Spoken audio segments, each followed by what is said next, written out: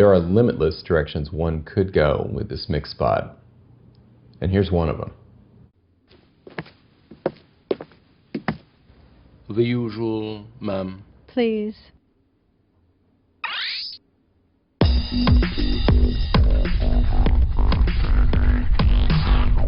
Mix AI, like a butler for your ears. So without feeling the need for too much fanfare or build-up, this is it. This is the grand finale. This is a project that we designed to be the boss monster of the course. Now, for you non-gamers out there, don't be scared. You're meant to defeat this monster. And in fact, in order to set this up for your success, I'm going to show you everything that went into my version of Mix. And I will say that because I'm going to show you how I did it rather than me doing it, we're going to avoid a lot of the twists and turns that happened along the way. In this class, I'm going to take you through the version of Mix.ai that we landed on. And it was through a certain amount of experimentation, some of which I'll show you, but a lot of which I'm going to leave out, because otherwise this course or this one lesson would turn into hours. And instead, I just want to focus on where we got to, and I will share a bit about how we got there. The clip I showed you was playing from After Effects as a proxy. And you're going to be seeing this proxy-enabled banner from time to time as I show you through my project. These are all proxies. If you've never used this feature, you may be using it when it comes your turn to design a mix spot. I found that they were crucial to getting the various 3D layers to even be renderable in some cases, but I'll get to that. In this case, I proxied the entire master timeline, which just allows me to scrub through it in real time. And as you probably know, I can disable a proxy. And having done that, now we're going to be back to more like what we would expect with little pauses as frames update. But those pauses are still less than they would be if these other proxies weren't also showing us some of the layers that are contributing to these comps. So yeah, these are dense, and I'm going to take you through them in roughly the order that I created them. So it's kind of amazing that we've made it this far through the course, and I haven't really gotten into proxying. In this case, this project, because I think it has a more than average amount of 3D happening in it, and the 3D is somewhat intensive. Not just the Cineware 3D, but also the elements that were added and rendered right from things like shape layers. This got pretty gnarly, and so it's really great to be able to solve that. But for now, let's get on with where we started. In this lesson, we'll be focusing on the final two shots, and I'm going to start with the final shot because that is the one I worked on first. I'm going to go roughly in the order that I did things. And the first order of business was continuing on what we did in the last lesson, which was some very basic level, not very creative, foreground selection. What I had here was a lock-off and minimal movement from the talent, not much change to the edges. And then there's a flapping scarf, and of course there's some hair. So before I walk you through how I did this, ask yourself, how would I deal with this? What looks most challenging to you? Is it all of the detail of the foreground? Is it the hair, or is it the flapping scarf? All of them use techniques that we've already gone through. And so that's why I'm encouraging you, rather than to just skip to my solution, just think about from what you've learned you might want to use. Okay, let's go on. The main foreground roto was done by hand, and it didn't require any hand keyframes, being a lock-off shot with, again, the talent really not moving edges much, really, at all. The lampshade was done in Mocha, and it seems that I did not save my Mocha effect. So possibly, I don't know, not sure what happened to that. But I can tell you that it was a matter of very closely masking it and tracking it in one pass. There were 2 or 3 keyframes involved to just make sure Mocha kept the correct edge along the bottom. But there was enough contrast here that if we look at the source, there was enough contrast, even though the light conditions are changing, that Mocha was okay with that, even though it really wasn't happy with other parts of the scene when we tried it for shot 4. So RotoBrush was called in just for the hair. And we've seen this as well before. Just like Mocha, you've seen me do this a few times. So let's just take a look. And I froze this, which is something you want to do. So freezing your RotoBrush is along the lines of proxying footage. It gives you the same benefit. So having rendered and unfrozen it, you can see that I started with a brush pass of the solid parts of the hair and then added edge brush just for the outer areas, as you've seen me do all the way back to our very first exercise together in the casino. And then the scarf, you would think, would be really challenging because it's moving around quite a bit. So it's flapping around. Rotoing it's going to be a pain. RotoBrush is not going to have good luck with it because it's moving around so much. I do see a little problem there. Anyway, what was involved here was the Humble Extract tool. So I'll just reset. It is very dark in the background, and yet the scarf is darker. So all the histogram information is packed down at the end here, which doesn't really matter because everything I'm getting rid of is in that first lump. And then I can add a little bit of thresholding right in here. Not so much that I start to see the background leak back in. There's some cliche about when you have a hammer, everything looks like a nail.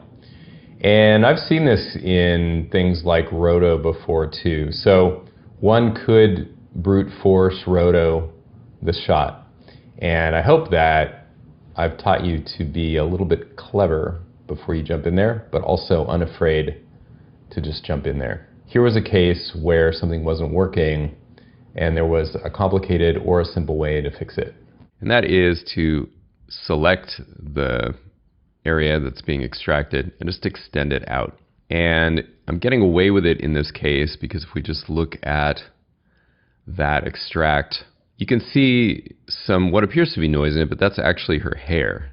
And so that's more or less being covered. This does expose what's not really perfect about this Roto. And yet, Roto, as I've said before, is rarely perfect, but always should be whatever you can get away with.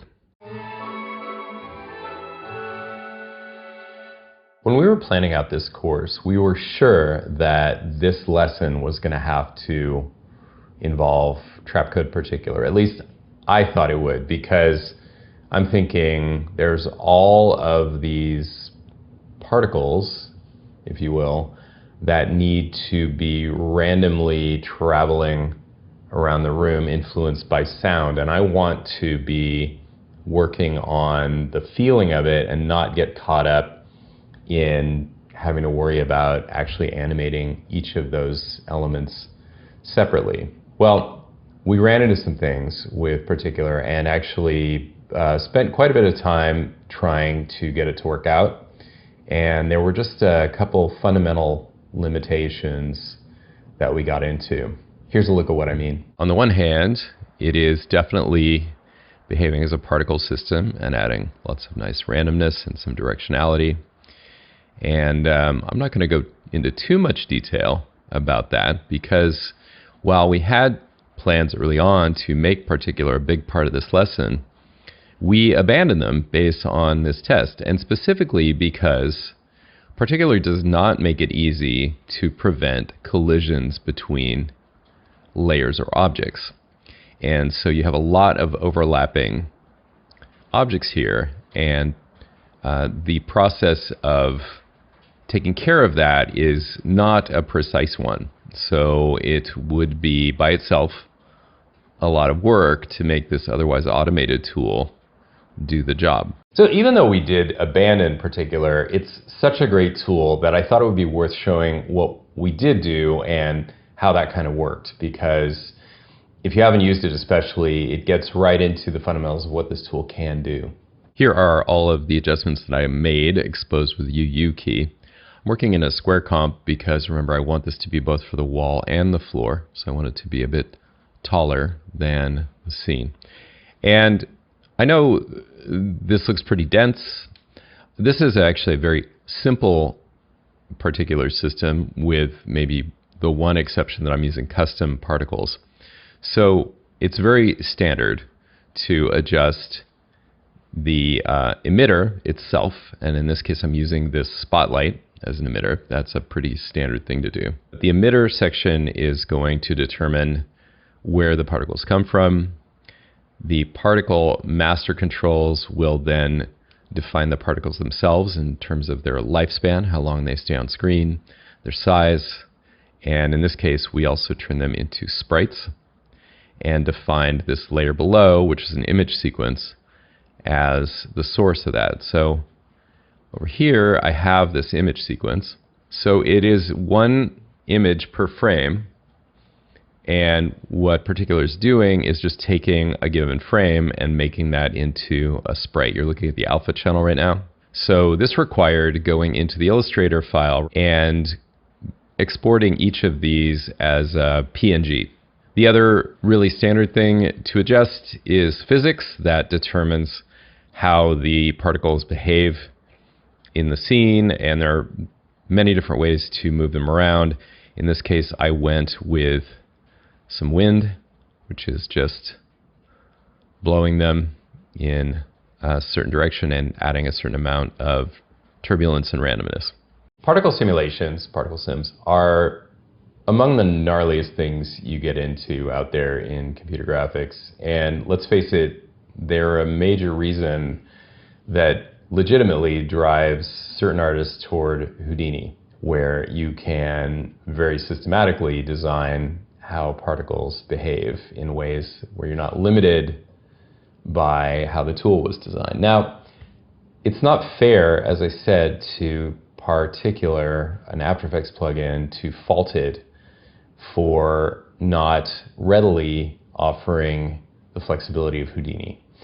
But meanwhile, rather than blame the tools or rely on the tools, let's now take a look at how the tools don't need to be the defining factor. Honestly, I've been on projects where we completely blow off the concept art that came with it and do our own thing, and others where we faithfully recreate it. And in this case, we wanted to be faithful, especially in specific ways with the main part of this design, which is all these graffiti elements in the background. We really like the fact, of course, that they don't overlap, but also that there's this nice clean line from the corner of the speaker going out in each direction. And the fact that they are effectively 2D, like they shouldn't be twirling in 3D space and revealing the fact that they are flat, which we were able to regulate in Particular. Now we are going to go with a system that actually allows us to manage things like collisions. As for the rest of this, we'll be getting to the other elements as well. We just basically decided to integrate them a bit closer.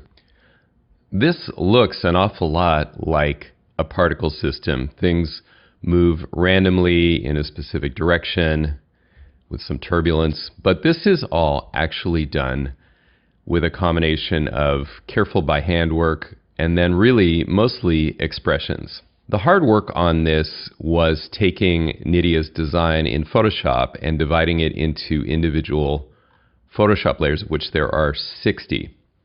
And the reason to do that was so that each individual layer could be controlled on its own. So all those layers are then parented to a null that's scaling up, and that causes them to disperse away. But as you might notice, the individual elements are not scaling up, and they are rotating independently of one another, but only enough that they don't really overlap much. There's a slight overlap there, but really we are achieving low overlap, and you can see a bit more of a spread occur between them. So it's as if they're dispersing, but not in some obvious way where they're all just locked together to this null. So how is that done? Well, you notice a couple of expression sliders up here. If you don't know what those are, that is where you go to the expression controls and create a slider control. And then you can give it an individual name based on what it's doing, just to remind yourself what it's controlling. But I'm getting ahead of myself without showing you the other part of this. So in addition to the scale being keyframed, each individual layer, if I go EE and reveal the expressions, let me make this full screen, has an expression for the scale and rotation. Now the rotation is what those controllers apply to. So that's the speed and the randomness. The speed is controlling basically the speed of the rotation. So more of that plus randomness would lead the fastest ones to be faster, and the slowest ones would still barely move. And then the randomness, of course, is going to just pick a direction, effectively clockwise or counterclockwise for a certain number of total degrees. And if you're still having trouble picturing this, let's just pick this nice big element here. And I'll go down to where it is and just solo it. And it has those same expressions on it. They are on every layer. So here is what the element is doing with these expressions. So you see a gentle amount of rotation, and you see that it is not actually scaling up. It's just part of this whole cloud that as a whole is scaling up as it moves away and disperses. So if I turned off the scale expression, then of course this element would be scaling up by being parented to that null. And if I turned off the rotation part, then it wouldn't rotate. If you want to see what the rotation is doing, we can turn on the graph editor for a moment. And I'll switch this to value graph. And so you can see it's not wiggling or doing anything tricky with the rotation. It's just picking a direction in which to rotate it, clockwise or counterclockwise, and continuing in that direction for a certain amount of degrees. So this solved our particle problem, which was a huge one. And without the expressions, you could, to a certain extent, still do this, although the specific one that's mathematically countering the amount of scaling is really, really useful to have. Having to individually rotate them would be tedious, as was dividing up that Photoshop into individual layers. But that actual kind of more mathematical one to maintain the scale would be a little trickier. Still doable, but I know I wouldn't volunteer for that one. So expressions were our friend here, and you are quite welcome to use the same one when it's your turn to do the exercise. So one thing I'm really happy about with what I just showed you is it got us off the hook, and then we weren't living or dying by the quality of our particle system. So now we can get back to the real work, which is actually integrating this and making all the choices that are actually going to contribute to the feeling of the scene. Here I've simplified the comp down to where layers that aren't part of just the particle animation have been shied and hidden, and I've just got the particles applied to the wall and floor as a layer underneath the foreground roto that we already looked at. And then I'm going to show you how I applied them. But first, let me show you how this system was created. We looked at the particles themselves. If we look at this comp, this is where I am applying those particles to the wall and floor, and the mats are holding them out just to those areas. If I turn off the mat, then you're getting a jumble of graphics, and what I wanted was that precise line right along the corner of the floor. So the purpose of this pre-comp is just to go into two separate planes and 3 dimensions with these graphics.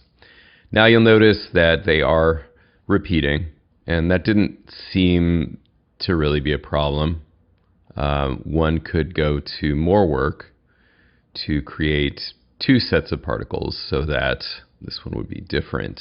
And then digging down into these pre-comps, there is this mat to reveal them. It appears to be circular, but in fact, if I turn it on, you can see this turbulent displace effect that is applied to it to give it some uneven randomness. Very cool. So that is the system, a reveal mat, 3 dimensions into the full comp. And these layers here that you see labeled particles are in fact, of course, duplicates of the plate layer. So the actual particles really live in the mat channels above them. And then to apply it, rather than work with this white layer to get some interaction in the lighting with the scene, it's actually applied as an alpha mat, and there are a number of effects on here to make this work. So the levels are crunched down in the highlights, which are also compressed to flatten them, and it's desaturated. You can see the effect of that. There's the effect of those levels to just basically make it pop. And then there is a separate darken control just for under the chair here, because without that, the particles were a little too bright under there. So it's just a little bit of integration there. As you can see, this pair of source and mat has been duplicated. So what's the difference? This one has a mat entitled Edge, and the edge is a glowing edge. Let me find a frame where it's very visible. There we go. So a couple things are going on here. First of all, there's a blur on it to kind of bloom it out. And then these effects again are raising the levels in the whites, desaturating just slightly, and in this case tinting it to just give it this cyan kind of glow.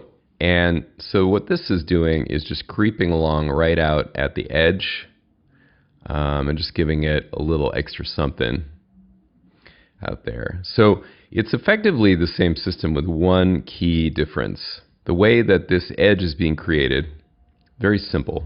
The single layer that was used previously to just create the edge, which is that one, has been applied to itself via an inverted mat, and that is itself but offset by 2 or 3 frames. Let's see, it's 1, 2, 3, no, 2 frames. 2 frames off so that it goes just that much bigger, and that is how you can easily create a mat of just that growing edge. Now, when we think about the impact of this spot and what it's supposed to do, the person in the chair is meant to be just having a transcendent experience and getting blown away. And you can do that with graphics. A torrent of graphics is cool, but the next addition here is among my favorites, maybe my favorite in the scene, which is to add a bit of bendy distortion, which is clearly related to the sound. And so whereas back in the day, the original spot, they had basically wind to stand in for that, now we have the actual bending of air and light. So here's one way to do it. For the next part, I have revealed 3 more layers: wave foreground, wave background, and this displace layer. I'm going to show you what each of these is doing. I have the project window open to just again, remind you that for the moment, I have proxying on for these. These two wave elements turned out to be two of the biggest processor / render hogs in the whole thing. So I'm going to raise opacity up all the way. And let's just take a look at what these are doing in the scene. So with proxies on, I can practically scrub, although it's still a little intense. So at this level, these are really over the top, which is very cool. But the intention actually was to have them at a barely visible amount. Even now that I pointed them out, they're maybe a little more prominent than I would ideally like, kind of like smoke rings at the moment. And what they're really doing is displacing the scene and also obviously representing just waves of sound coming through from that speaker and blowing her away. So the displacement is a map, displacement map, and a compound blur. You've seen this combo before. And let me toggle this layer on and off. It's an adjustment layer. So displacement is causing that shift where the rings exist. It is set to go off the background set of waves.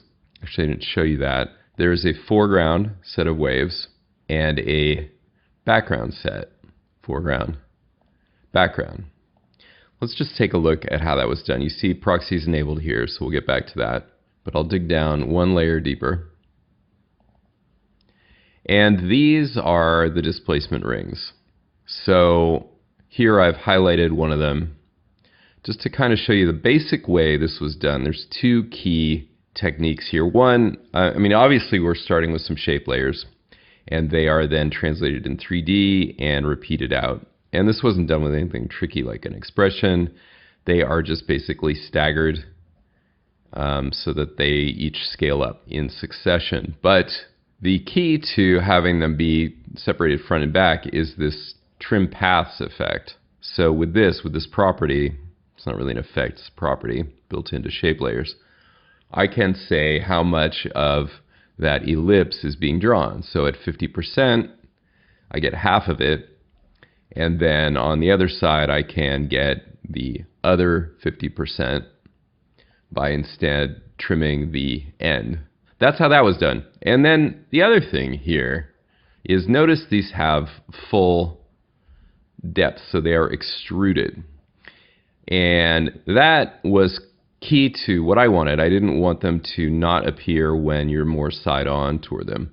But the thing about that is to enable it, we've got to go into the 3D renderer tab and switch to Cinema 4D rendering, because if we don't get any extrusion. Now notice with the classic renderer, things move along just fine, but when I revert to the Cinema 4D version, there's a slight lag. And when you then compound that into everything that is happening in this comp, it basically adds up to needing to proxy. Let me turn off the proxy for this. Now, if I just try to frame by frame here, things are a lot more sluggish, because not only are we rendering those, we also have on this layer a box blur on this one, and on the one behind it, we are adding an echo effect to lag the time a bit, and some box blur, and then over the whole thing, there's a displacement. And this is the key thing to get it to have that slightly overdriven, out of control look that I really like. That secondary layer is just kind of blurring it out a bit more, but once we dial it back here, the wobbliness is really the key thing that's coming through there. So the decision to go to Cinema 4D renderer to allow extrusion of these shape layers seems like a no-brainer maybe, but wasn't initially in there, in that it's very resource intensive. Once you go there and you add all of that other distortion, this turned into maybe the most expensive in terms of rendering element in the entire project. So this is not necessarily to be done lightly. If you could get away with just some shape layers turned sideways and 2.5D, that might be perfectly sufficient. Sometimes the extra cycles it requires to make a choice like that end up really weighing you down. Although, as I said, and as we'll revisit, proxies can be the solution. So now I want to take a step back and take a look at what we did with the preceding shot, shot number 4, which is just meant to kind of lay the ground for this money shot in number 5. And we had to think about continuity, but also dramatically what would start to give you what's happening and how it's building on and get you ready for the big reveal. Before we move on with adding more foreground 3D elements, let's just play a little catch up with the preceding shot. Now, we reused a lot of the same elements here, but the difference is these are, in some cases, now 3D elements because of our camera track. So the foreground and background waves, this time if I pump up their opacity, you can see that they are traveling with the scene, with the camera track by being 3D. But I used the exact same element, so it's the same whole setup, and I don't have to worry as much this time about foreground and background, since at the very end we just barely reach it. You will see a seam here, but I wasn't fretting too much about that because the opacity that I set of 5 makes them just barely legible. They're really meant to be just a hint here. And the foreground, likewise, is very modest. This is just done with Rotobrush because all we needed was just this lower part. And there is a slight shift in perspective, and that makes just doing a straight mask harder. You can see I was not perfectionistic about this at all. So you can see some flicker, but really the point is this is holding out the graphics, and as long as the leading edge is consistent, that is going to be good enough. And with things like that, if they ever start to look not good enough, you can easily refine them. Then displacement, in this case, I only applied it to everything that's behind all that. Easily could have moved it up a layer. It's kind of an arbitrary decision with these waves being so faint. It doesn't really matter in this case whether I displace the back wave or not. Right here, you can see a slight change from that. But again, the displacement, pretty similar, a little subtler this time. We're more zoomed in, so you would think you would want it stronger, but what I felt like is I wanted to kind of ramp up to the final shot, and so I made it dramatically just a little bit less here. And then the assembles of particles for the edge and graphics are very, very similar. The only difference is in this very first comp, which I do have proxied. Actually, rather than look at the edge, let's look at the main one. So there is a wall and a floor, and it is just tailored in this case to this particular scene. You may have noticed that we went into square comps there, and that was just in order that elements not get cut off, which is simple. But of course, anytime you change the size of a comp, you're making decisions that ripple throughout. So if you've gone pretty far and you notice like, oh, we don't have enough room to get all the graphics in, and change it, then now the other factor was getting the wall and the floor together on this one in a way that would work, in this case, with the tracking shot. And I think we got away with it. Notice that I didn't actually collapse transformations, so the slight change in angle from the camera is not reflected, and I don't think that that is at all noticeable. Back in the final shot, I now want to talk about the 3D elements that inhabit the foreground in full 3D. They're not stuck to the wall and the floor, they are out there in space. And we'll do it first in this lock-off shot. So I have 3 purple layers here that are the pre-comps containing these 3D elements. I'll do them one by one, starting with the one at the bottom, which are the tentacles. That's what I'm calling these things. Let's open up that pre-comp. There are no settings applied to it here in the master comp, but I will say that now that I'm in this subcomp dealing with Cineware objects, one thing you cannot do with Cineware, and I need to turn off proxies, by the way, to show you this. One thing you cannot do is move these around. So you have to pre-comp them if you want to do that. So when I was working with this in Rough, that's what I was doing. And actually, I will turn off this final layer, which has this nice rotation happening like that. Actually, let me just show you what I ended up with before I go back and show you how I made it. So I'll use the proxy. So that's what I ended up with. And it is not as dynamic or fast moving, so it's more like the one of the undersea creatures. In fact, all this foreground stuff I'm thinking of as more like aquarium stuff. It has a mat, and that's just to hold out where it's coming out of the speaker. So I'm going to turn the proxy back off so I can interact. And this is what I started with.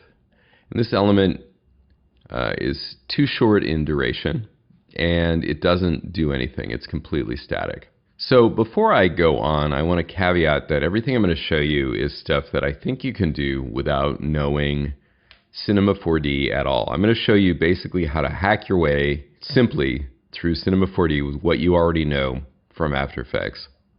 So Command E will open this in Cinema. I already have it open. Kind of cheated there, but it would have opened it. And here's what we got. A bunch of sweep layers. So I don't know anything about them. What I do know is that this thing is the wrong duration. So I can just go here and fix that.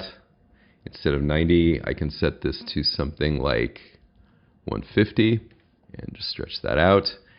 And then what I really want to do is chain everything to a null so that I can rotate them in space. That's all I really want to do, is rotate them around whatever axis is along their sort of breadth here going left to right. So I can't right click and add a null like I would in After Effects. Instead I go over here to my objects, and the very first one is null. And then to parent these, I just select them all and drag them right to that, and I see the down arrow, which means they are now parented. So now I have this null, and if I don't see the coordinates, I just double click and I will see them right there. One thing that I know about already are axes, right? So I know I want the blue one, which is going to be the Z. And I will switch to the rotation tool and just try rotating this on Z. Now I'm only getting one object because that's what I just selected. Let's do the null instead. There we go.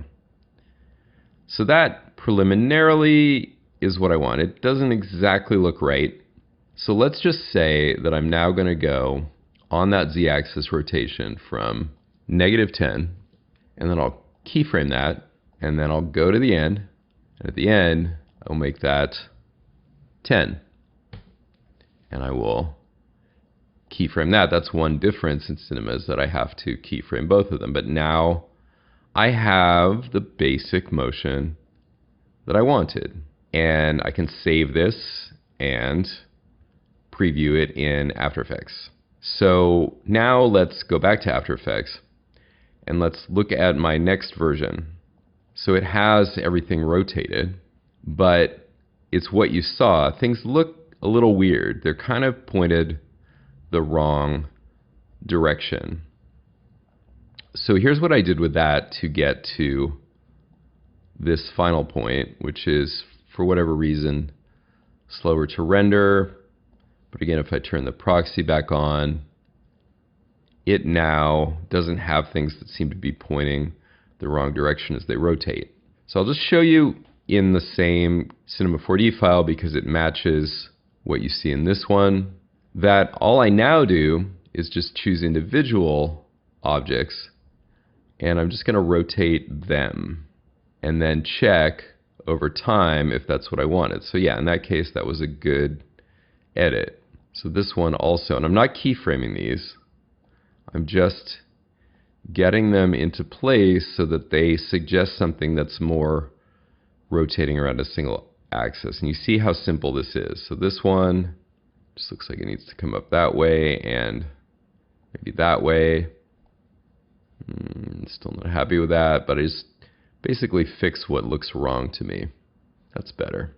And that's it. In that hacky way, I was able to get to my final, which you see in the proxy. And it's not that special. It's just that I got rid of everything that was wrong and was upsetting me. The final thing here is it is applied with a luminosity blending mode. And that is just using the luminance but not the color. So the luminance I felt was too much for the scene, and I wanted it to do more like those background elements are doing, but in this case I didn't need to go through anything elaborate. It's got all these varying levels of transparency. So by just giving it a luminosity mode, it's also picking up the background colors. And of course, it's getting displaced slightly by this displace layer that's above it. So I admit, what I just showed you probably only helpful to a small fraction of the people watching. You probably don't have to hack Cinema 4D Lite to get this shot done. But if you don't have to, then you are already beyond what we want to cover in this course, since this is not about Cinema 4D. And if you are stuck in that position, we at least wanted to give you an idea of how you can kind of hack it. Next, let's talk about the ribbon. Here is what we got from Cinema 4D as an element. And it's great because it already has basically the feel we want. And the question is just, how are we going to integrate it with the left to right movement? So as I mentioned, I can't move a Cinema 4D layer directly. But if I drop it into another comp, which right now I have proxied, so I'll just turn that off. I also have a guide layer behind just so I could see what I was doing. And essentially with the Ribbon Repo pre-comp, I'm free to give that one a position and scale animation. So all I'm really doing is move it left to right, and I ended up not even scaling it. So in fact, I don't need that keyframe. And that's cool, but that's not really what I'm after, right? What I wanted to do is kind of curve around the chair. So it can come from behind or inside the speaker, that's fine, and then curve around the chair. So that I went ahead and did right in the main comp. And I'll solo it, and let me go back to the proxy so this doesn't take forever. And there it goes. So how was that done? Well, very simply, a mesh warp. I'll turn my controls back on, and here it is. So as you know, I like really simple mesh warps. And in this case, 4 columns was enough for what I wanted to do. Probably could have done with 3. And 2 rows. So essentially working with the lower part of the frame and just making some adjustments that are tangent to some curves. I can make them really nice and smooth. In any case, the ribbon passes through here and deforms according to this. This is a really great way to handle liquid type animations. And liquid doesn't just literally mean liquid, it also means everything from fog to something like this, which is liquid to the extent that I'm making it into an undersea creature. And that is pretty much all that was required on that one. It again is applied with a luminosity blending mode. And so again, it picks up the colors and adds sort of a transparency effect where it is lighter colored. In case I haven't made it abundantly clear already, mesh warp has been used, in my experience, to get out of all kinds of situations that would have required a lot of really painstaking CG animation that might or might not even work and might actually have to be fixed in comp anyway. And when I say that it is kind of a fluid warper, you should think of it anytime you have anything that behaves like a fluid. So smoke behaves like a fluid, water behaves like a fluid, and in this case, that ribbon is also a very fluid element. And in fact, the fluidity of it had already been given to us for free. So in fact, we don't have to really do a whole lot more to make this one work. Of course, if you start to turn it into your starring element and shoot it from a lot of different angles and give it close-ups and stuff, there's less you can get away with. But in this case, as an ambient animation, it's perfectly awesome. And finally, the bolts. These also were offered as a Cinema 4D animation that doesn't do any animating, but they are arrayed in space. So just by putting this into the scene with a camera, I did get, parallax and so on them. But I wanted more than that.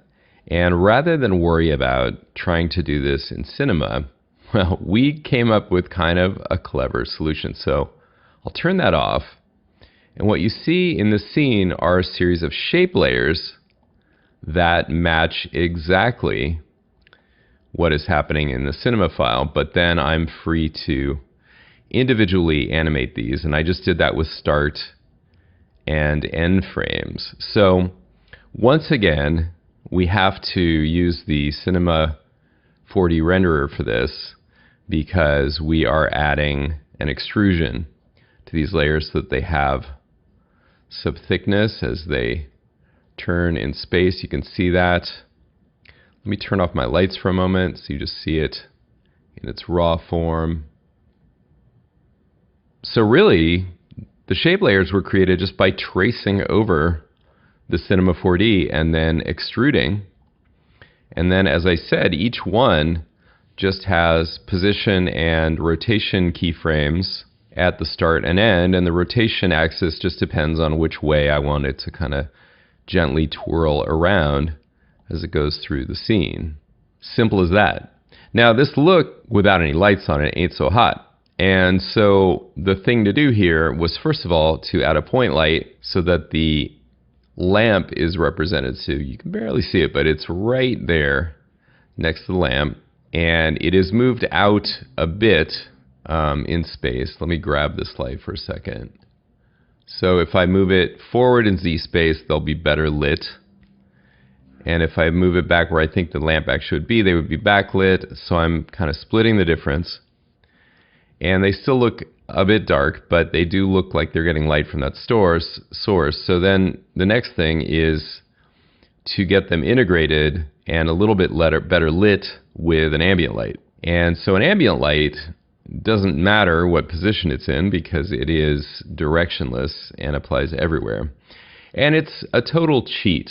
Ambient light, it's a made-up concept for CG and something that a lot of CG artists shun because it will tend to kind of flatten things out and reduce what you can do with real lighting. But it's the perfect thing in this case. Now, let's talk about this color because right now, well, actually, as I go through the scene, you can see that it's changing with the scene, including the brighter frames and the bluer frames.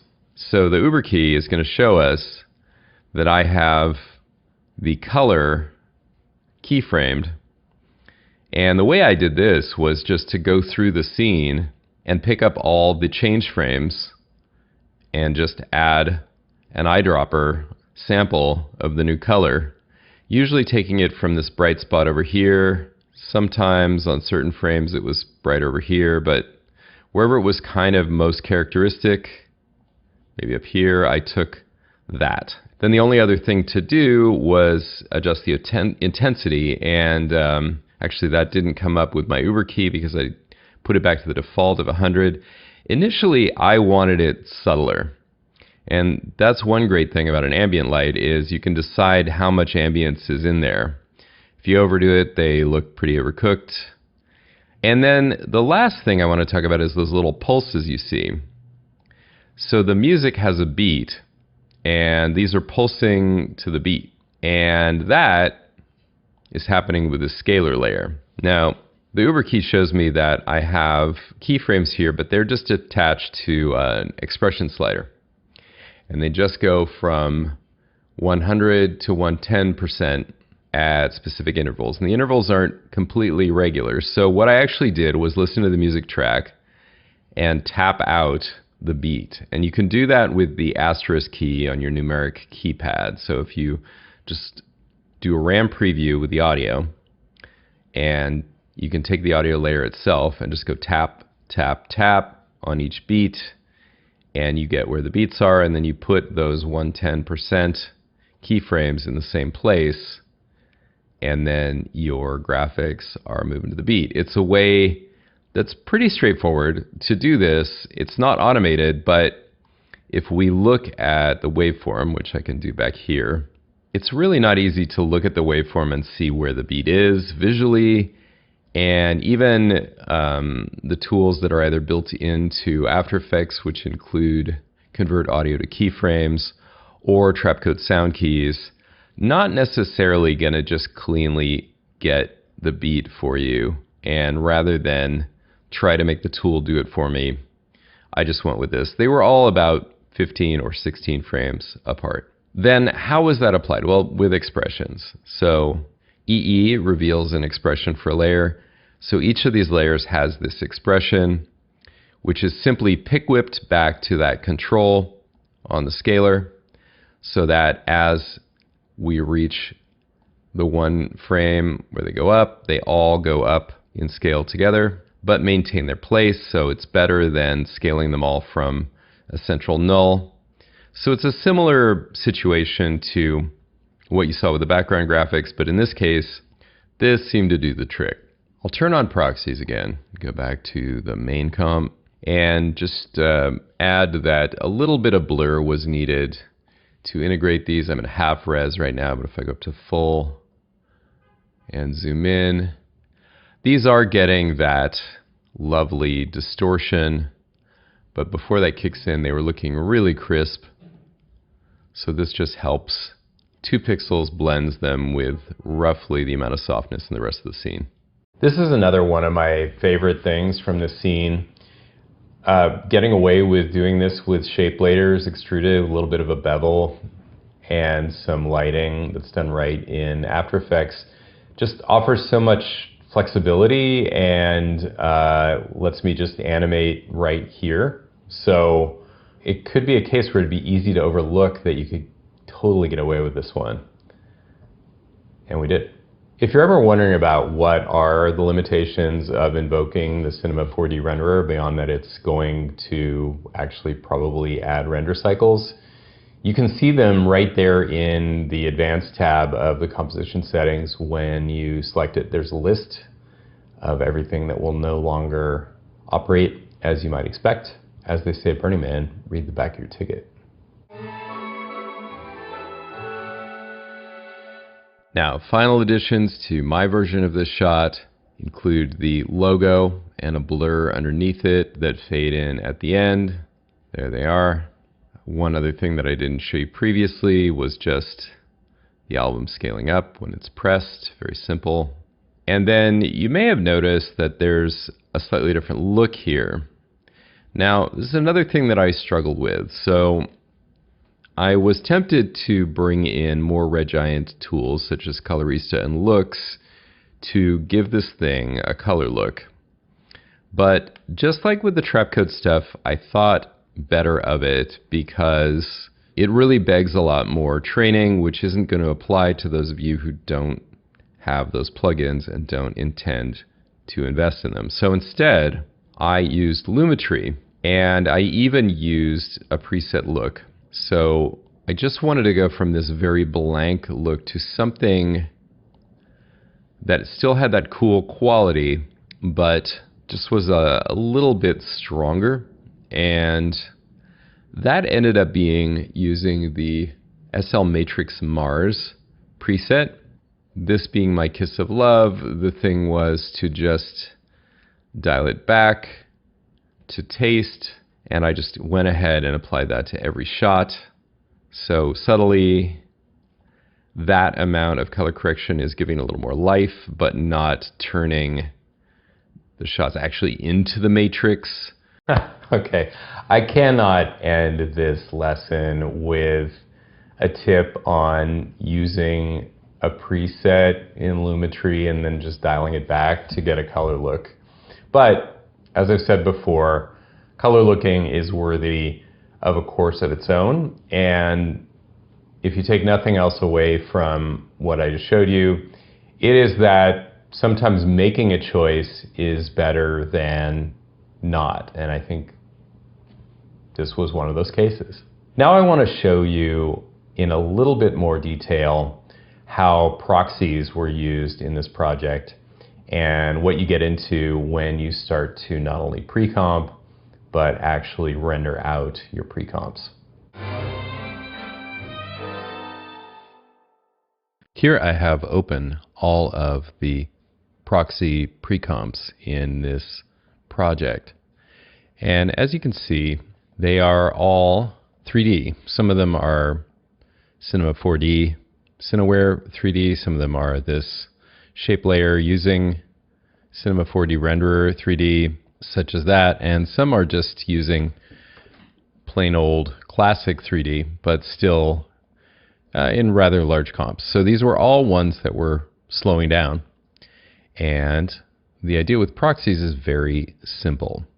So at the basic level, and you probably know this, but if you've never done it, you right click and choose a proxy file. So now I'm going to proxy the entire sequence into this mix rock, well, into it. So I just proxied all of this, all the shots.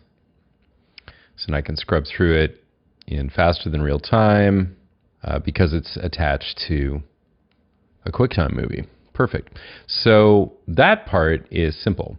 Where proxies get tricky is, first of all, how to set up a render preset for them. And moreover, where they really get useful is when you can actually render with them. And to do that, you have to not only make sure that you've created them at highest quality, but also that you get the settings right. To show you what I mean, let me just open my render queue. And I have a number of renders in here because these are all the ones I already created. And I've also been rendering mix rock. So let's just drag it in here again. By default, if we go into render settings, proxy use is to use no proxies. So you need to change this, and you could even set a new render settings preference just for this. In fact, we'll get to that. But here's the thing.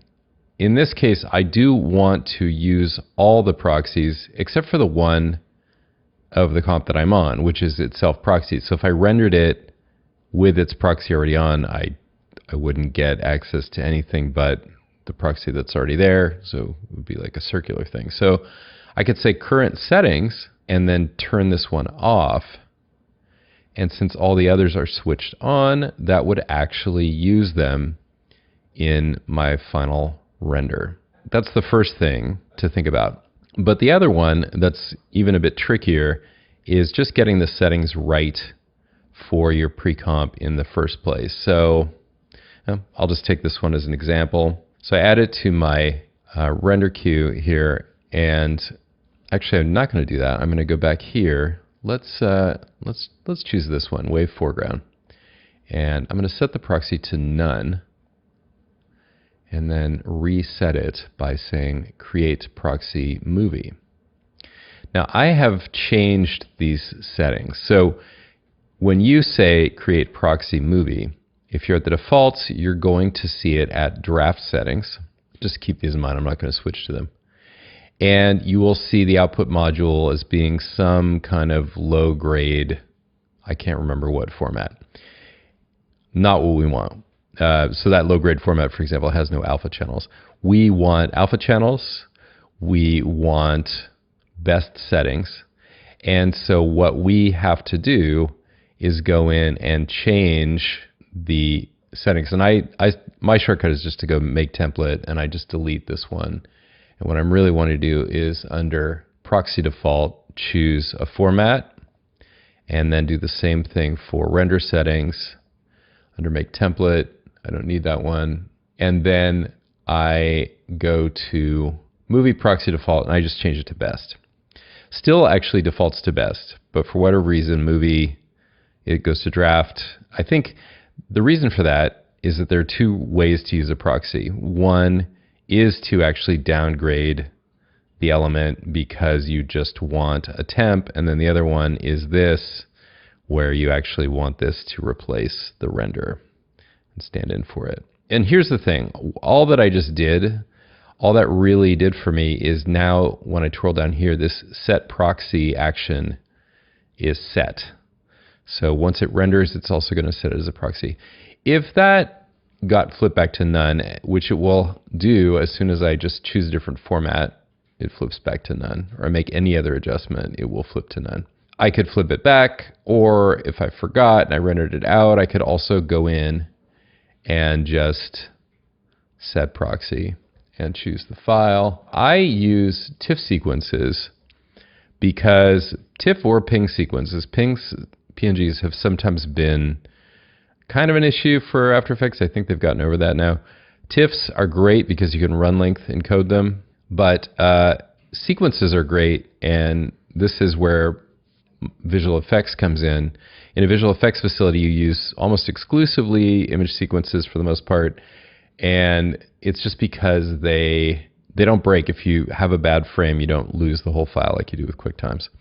And if you need to just replace a section of it, etc., they're really useful here as well. And these are ones I would never need to play back, so there's no problem. The thing I wanted to show you about TIFFs is that if we go back to the TIFF setting, under Format Options, there's this little checkbox for LZW compression. And I highly recommend turning that on because all of these have these giant blank areas of alpha channel. And those get run length encoded. So in other words, they get considered to be effectively one thing. So all these rows and rows of black pixels are counted as one. So you can end up with extremely small TIFF files with a lot of useful information in them. So the bottom line with proxies is they will actually speed up your renders, especially in a case like this. This project, I'm just going to say it was not rendering on this very up-to-date machine I'm working on.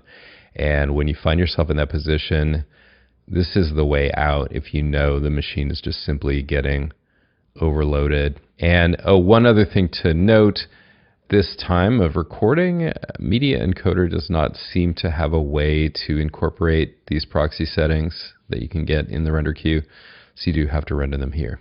All right, so boom, you have the tools now to complete your final project. Best of luck.